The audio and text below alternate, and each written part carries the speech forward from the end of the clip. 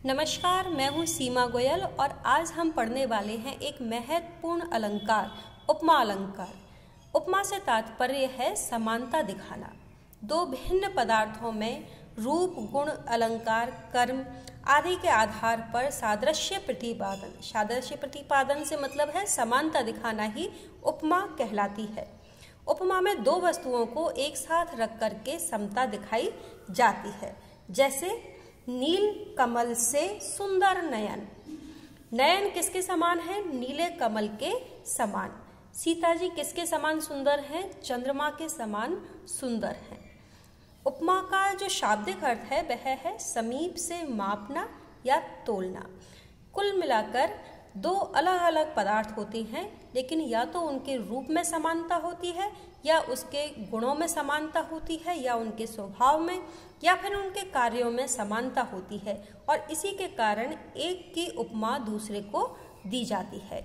उपमा के 4 अंग होते हैं: उपमेय, उपमान, समान धर्म और वाचक शब्द। उपमेय से तात्पर्य है जिस व्यक्ति को उपमा दी जा रही है। उपमा देने योग्य जो है उपमेय, उपमा देने योग्य, यानी सीता जी इतनी सुंदर हैं, कितनी चंद्रमा के समान, तो सीता जी यहाँ पर हुई उपमेय। उपमान जिससे उपमा दी जाए, जिससे उपमा दी जाए, किसके समान सुंदर है? चंद्रमा के समान, तो यहाँ पर उपमान हुआ चंद्रमा।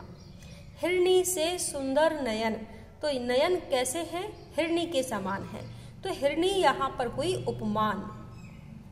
तीसरा जो है समान धर्म, यानी उपमेय और उपमान में उपमेय होता है उपमा देने योग्य, और उपमान होता है जिससे उपमा दी जाए, और इन दोनों में जो गुण समान है, जो रूप समान है, या उनका स्वभाव या कर्म जो कुछ भी समान है, वो आएगा समान धर्म में।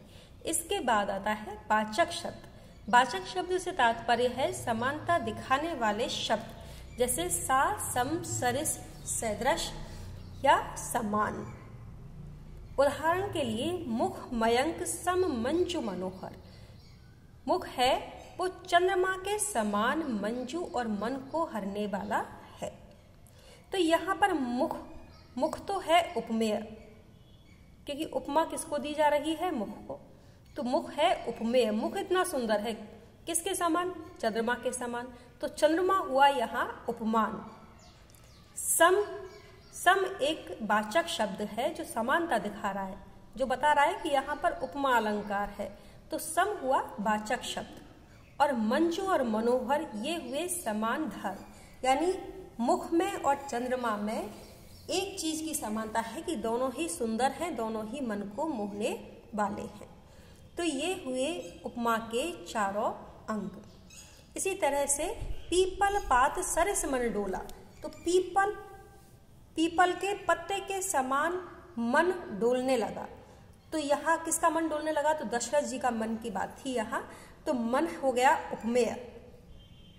और किसके समान डोला? पीपल के पत्ते के समान, तो पीपल का पत्ता हो गया उपमान। सरिस यानी समान, किसके समान? सरिस, तो सरिस हो गया वाचक शब्द।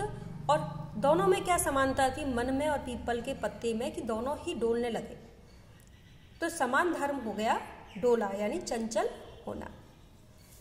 उपमा के जो भेद किए गए हैं, पूर्णोपमा और लुप्तोपमा, 2 भेद किए गए हैं। पूर्णोपमा का मतलब है कि जब उपमा अलंकार में उपमा के 4 अंग उपमेय, उपमान, समान धर्म और वाचक शब्द चारों ही उपस्थित हों, वहां पर पूर्णोपमा अलंकार होता है। और जहां पर इन 4 अंगों में से किसी एक अंग की प्रस्तुति नहीं हो, या 2 अंग नहीं हो, तो वहां पर लुप्तोपमा अलंकार होता है। जैसे पूर्णोपमा के उदाहरण हम देखें, हरिपद कोमल कमल से, तो यहाँ पर श्री कृष्ण के चरण, ये तो हो गए उपमेय। कमल से किसके समान है? कमल के समान, तो कमल हो गया उपमान। से हो गया वाचक शब्द, और दोनों में क्या समानता है? कि दोनों ही कोमल हैं, तो ये हो गया समान धर्म। इसी तरह से नील कमल से सुंदर नयन। नील कमल से सुंदर नयन, तो नयन हो गए उपमेय। नील कमल हो गया उपमान। से हो गया वाचक शब्द नील कमल के समान। तो से हो गया वाचक शब्द। और सुंदर, सुंदर दोनों में सुंदरता की समानता है, इसलिए सुंदर हो गया समान धर्म। तो इस प्रकार ये जो बाकी के 4 हैं, 4 उदाहरण हैं, इन चारों उदाहरणों में आपको ये चारों चीज ढूंढ करके और इन पर निशान लगाने हैं कि उपमेय कौन सा है, उपमान कौन सा है, वाचक धर्म कौन सा है और समान धर्म कौन सा है। ये आपको अपनी नोटबुक में करने हैं। रति सम रमणीय मूर्ति राधा की, रति के समान सुंदर मूर्ति है राधा की। सागर सा गंभीर हृदय हो, गिरि सा ऊंचा हो जिसका मन। सागर के समान गंभीर हृदय और पर्वत के समान जिसका मन ऊंचा हो। कोटि कुलिस सम वचन तुम्हारा, वह दीप सिखासी शांत भाव में लीन। तो यहाँ पर पूर्ण उपमा है, क्योंकि इसमें आपको इन चारों में उदाहरणों में आपको चारों अंग देखने को मिलेंगे, लेकिन यह कार्य आपको अपनी नोटबुक में अवश्य करना है। फिर है लुप्तोपमा। उपमा अलंकार का दूसरा भेद है लुप्तोपमा। जैसा कि हमने पहले पढ़ा कि जहाँ उपमा के चारों अंग से मतलब है उपमेय, उपमान, वाचक शब्द और समान धर्म, इन चारों अंगों में से कोई एक अंग नहीं हो या 2 अंग नहीं हो तो वहाँ पर लुप्तोपमा अलंकार होता है। जैसा कि इसके नाम से ही पता चल रहा है, लुप्त यानी गायब होना, कुछ न कुछ गायब है। उपमेय लुप्तोपमा का उदाहरण हम देखें, जहाँ पे उपमेय गायब है। वह नव नलिनी से नयन वाला कहाँ है। तो नव नलिनी यानी नवीन कमल के फूल के समान नेत्रों वाला कहाँ है। तो यहाँ पे उपमेय नहीं है, इसलिए उपमेय लुप्तोपमा है।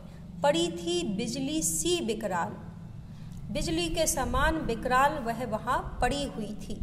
लेकिन कौन पड़ी हुई थी, तो यहाँ पे उपमेय ही नहीं है, जिसको उपमा दी जा रही है वह ही गायब है, इसलिए यहाँ उपमेय लुप्तोपमा है। दूसरा है उपमान लुप्तोपमा। सुवर्ण बरन कमल कोमलता, सुचि सुगंध एक होए, तब तुलनीय होए तब मुख हो, जग अस वस्तु न कोय। तो उपमान से तात्पर्य है कि जिससे उपमा दी जा रही है वह ही यहाँ पर नहीं है।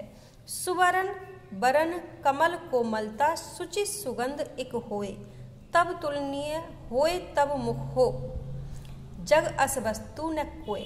तुम्हारे मुख से जिसकी समानता की जाए संसार में ऐसी कोई वस्तु नहीं है, जो सुवर्ण वर्ण की हो, सोने जैसे रंग की हो, कमल जैसी कोमल हो और सुचि सुगंध एक होए, जो पवित्र भी हो और सुगंधित भी हो। ऐसी हे सखी तुम्हारे मुख से तुलना करने के लिए संसार में कोई भी वस्तु नहीं है। तो नहीं है इसका मतलब यहाँ पे उपमान ही नहीं है। इसी तरह से वाचक लुप्तोपमा, जहाँ वाचक शब्द नहीं हो। कमल कोमल कर में सप्रीत, तो यहाँ सा सम सदृश समान ऐसा कोई भी वाचक शब्द नहीं है, इसलिए ये वाचक लुप्तोपमा का उदाहरण है। इसके अलावा समान धर्म लुप्तोपमा, यह देखिए अरविंद से शिशु वृंद कैसे सो रहे। अब देखिए अरविंद से यानी कमल के समान, अब यहाँ न तो कोमल है, न पवित्र है, न उज्जवल है, बस इसमें केवल यह आया है कि कमल के समान शिशु वृंद, शिशुओं का समूह देखो कैसे सो रहा है।